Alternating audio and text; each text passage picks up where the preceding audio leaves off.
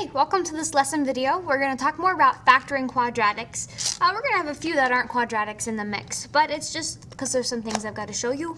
The main focus is looking at factoring a trinomial when we've got a coefficient that's bigger than 1. But to help us kind of get ready for that, we're going to talk about factoring out the GCF, factoring by grouping, and then finally we'll get to factoring a trinomial of this manner. So, to get started, let's talk about the GCF thing, a common monomial factor. Sometimes before we get started, we need to look and see, do all of our terms share something? And if they do, that's a greatest common factor. We want to factor it out. So I kind of think of it as reverse distributing. When you distribute, you multiply in. Well, GCF, we're kind of like dividing it out, okay? So if I look at my three terms, excuse me, 5, 5, and 30, I know that they all are divisible by a 5. Now look at the letters too. Do they share a variable? Let's see, x squared. The middle one has an x. The last one doesn't. So all of these three terms share is just a 5. So when I take a 5 away from the first term, he has x squared left. Minus, when I take away the 5 from the middle term, he just has an x left. Minus, now we want to kind of think division, because if you would normally distribute, we would be doing 5 times what number is going to give me 30. So kind of want to think about like dividing 30 by 5 to figure out what that number is, and it ends up being a 6. Okay, so this is an example of factoring out that common factor, the GCF. Here's another one to look at. 4, 8, and 60. Well, they all share a 4. They're all divisible by 4. But notice x cubed, x squared, x, they all have an x that they could give as well.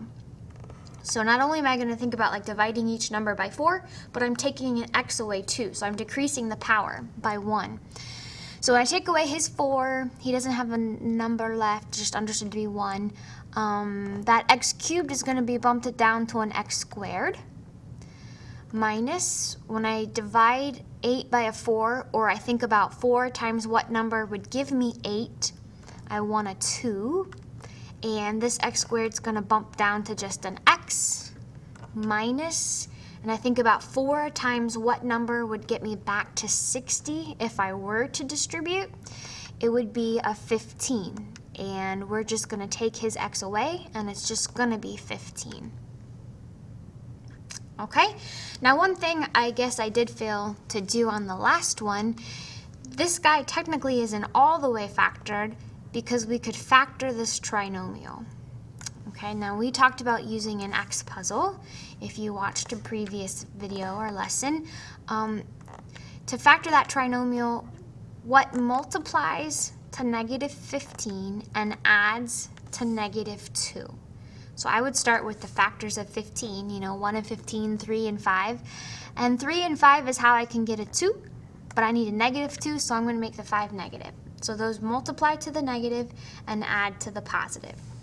And if you recall what we do with those numbers, we break this down into two groups, x plus 3 and x minus 5. Goodness gracious.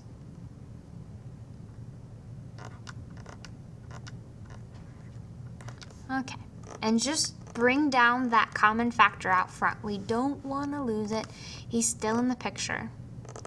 Okay, and so this guy would be completely factored. You know what? I probably should just go back and do it for this one too, just for technicality. To be completely factored, X puzzle, I would multiply negative 6, and I would want to add to negative 1. So let's see, what two numbers multiply to 6? Let's see, we could go 1 and 6, or we could go 2 and 3. I think I need 2 and 3 to get a 1, but to get a negative 1 more specifically, let's make the 3 negative. So those multiply to negative 6, and those add to negative 1. Perfect. So my factored form, I'm going to bring down the 5, and then it's going to be x plus 2 and x minus 3 from my X puzzle. And so then this would be the completely factored answer. All right, so let's see what we've got next.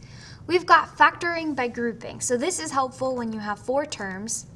I kind of set this one up for us, excuse me. This is simpler than will normally be, but just trying to get into the habit of what to do amongst the factor by grouping problem. One thing I'd like you to notice first is that these groups are the same. Okay, that's something that's going to need to happen in order for grouping to work, and you'll see what I'm talking about later. Since those guys are the same, it's kind of like these two terms share a common factor. It's just a group instead of a single term. So I'm going to take out that 2x minus 1 because they share it. And then what's left? When I take away this guy's 2x minus 1, all he has left is the 3x. And when I take this guy's 2x minus 1, all he has left is that plus 4. And so then this is actually the factoring for that expression. Okay. Like I said, that was kind of an awkward grouping because I had half of the work done for you. Here's one where we have the 4 terms, and so let me walk you through what to do. The first thing you want to do is make groups. That's why it's called factor by grouping. But now, one thing I'm going to mention, I always want to have a plus sign in the middle of my groups. So you see how I just wrote it myself? That's okay.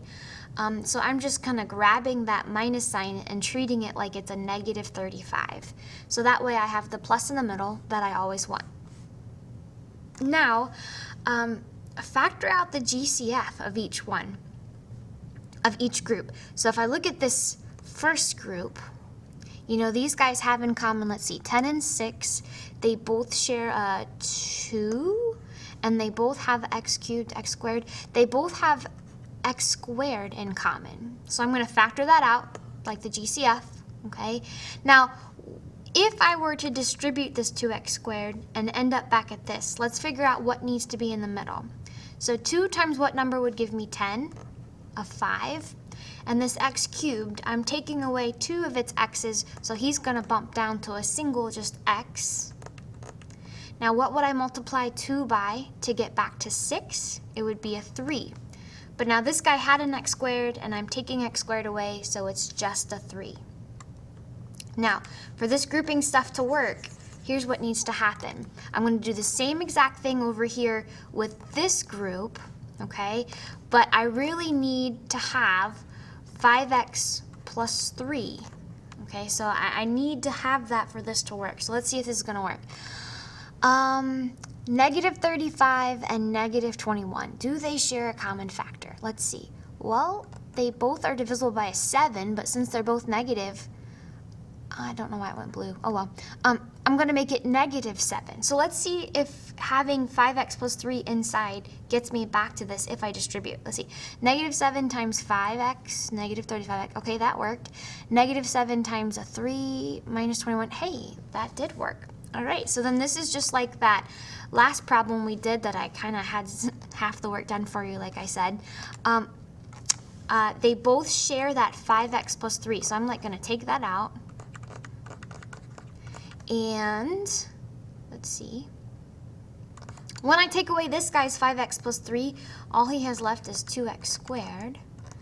And then when I take away his 5x plus 3, he just has minus 7. So sometimes I say, you know, the groups that's the same, that's one of your groups in your factored form. And then, you know, that stuff outside that we factored out, kind of like smush those together and they make their own group. It's another way to kind of get a visual, if you will. So then this would be my factored form for this expression. Now this wasn't a quadratic, this was a cubic, but it's just kind of an illustration getting us ready for what's ahead. Here's a real quadratic, okay? I need to group first, and remember I want a plus sign in the middle. Come on. Okay, so I'm making it happen. So the first two groups, what do they share? They share a 2 and an x, and what would I be left with when I take that out? 2 times what would give me 6? 3. And since I'm taking an x away, the x squared needs bumped down to just an x. Minus 2 times what would get me 4? 2. And just a 2 because that x is being taken away. All right. Now, over here, let's see what happens. I need 3x minus 2 for this to work. So, let's see. 27 and 18. Well, they're both divisible by a 9. So let's see, if I take out a 9, 9 times 3 is positive 27. I need negative. So let me make the 9 negative and see if it works for both. Negative 9 times 3, negative 27x, perfect. Negative 9 times negative 2, positive 18. There it is, it works. Okay, so the two groups, 3x minus 2, because they both have that in common, and then what's left? The 2x from the first term and the minus 9 from the second. All right, so we're ready to get to the kind of meat and potatoes of this lesson video. How do you factor a quadratic that has 3 terms where that first number isn't 1? So meaning you can't do an X puzzle. Well, here it is. Our first step is going to be multiply the first number and the last number. So take 4 and negative 3, and we're going to multiply them, and I get negative 12. So that's kind of like the first step.